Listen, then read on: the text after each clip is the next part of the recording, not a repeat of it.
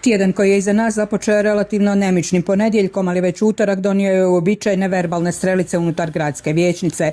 Sjednica Gradskog vijeća Slavonskog Broda i ovaj puta je pokazala kako prostora za napredak u svakom smislu itekako ima. Kažu, onaj tko se priprema 2 sata govori 2 minute, a tko se priprema 2 minute govori 2 sata. Anto Ravlić iz SDP-a doduše nije govorio 2 sata, ali mu za prilično lošu pripremu nije trebalo dulje od 2 minute. Za 2 vijećnička pitanja koja su objektivno trebala biti postavljena unutar 1 minute, on je utrošio gotovo 7 minuta. Zapravo više ih je uzaludno potrošio, nevješto i s puno grešaka čitajući novinarske članke kao uvod do pitanja o dizalima i zraku. Vijećnička pitanja trebala bi biti kratka, jasna i jezgrovita, baš kao i odgovori. A ni vijećnici, ni oni koji na njih odgovaraju, bez obzira radili se o čelnicima ili pročelnicima, ne bi smjeli u njima sadržavati podbadanja i osobne opaske, nego konkretne činjenice. Na ovoj sjednici Gradskog vijeća gradonačelnik Duspara bespotrebno je podbo vijećnicu Lemajić, ponudivši joj ured u gradskoj upravi, a bilo je dovoljno samo da argumentirano odgovori na upite hoće li, kada i kako pokrpati rupe u gradu i poraditi na čistoći grada.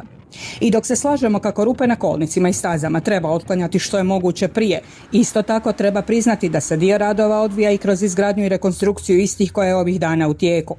No kada je u pitanju čistoća grada, podsjećamo da u tom dijelu svatko od nas nosi svoj dio odgovornosti, jer papiriće, opuške, ostatke jela, masnoću po stazama, žvake ne ostavlja po gradu gradonačelnik niti zaposlenici gradske uprave, nego građani. Ako znamo prozivati i ukazivati na nelogičnosti i nedostatke, što i trebamo činiti jer čelnici su naši uposlenici i trebali bi raditi za naše dobro, moramo preuzeti i odgovornost za ono što realno jeste na nama. I dok smeće koje umjesto u kantama završi na ulicama jeste i naša odgovornost, kad je u pitanju zapošljavanje s kojim još uvijek mučimo muku, tu ne ovisi baš sve o nama. Živimo u gradu i županiji koji se nalaze u zemlji u kojoj je još uvijek u prilično velikom broju za zaposlenje važnija stranačka pripadnost od stručnosti i završene škole. Oslikava se to i na lokalnim sredinama u kojima se ovih dana organiziraju sajmovi poslova kakav je održan i u Slavonskom Brodu. Nadamo se kako će budućnost donijeti situacije u kojima će stručnost i diplome uvijek i svugdje biti prisutni i važni, te bitniji od toga koga poznajete i koga podržavate. Naravno, uz to važno je razvijati gospodarstvo jer bez njega nema novih radnih mjesta, a bez njih uz sve uskrsnice, subvencije, pomoći u financiranju kamata za stambene kredite i drugih vidova novčanih potpora, a o čemu smo izvještavali i ovaj tjedan, neće biti značajnije demografske obnove. Siguran i realno plaćen posao ono je što nam svima treba, puno više od raznih vidova pomoći, jer u takvim okolnostima neće nam teško padati niti poskupljenja.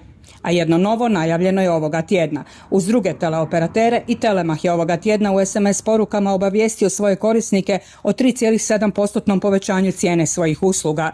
Neka vas ne zavara to što su naveli kako će se nova cijena primjenjivati od 1. travnja.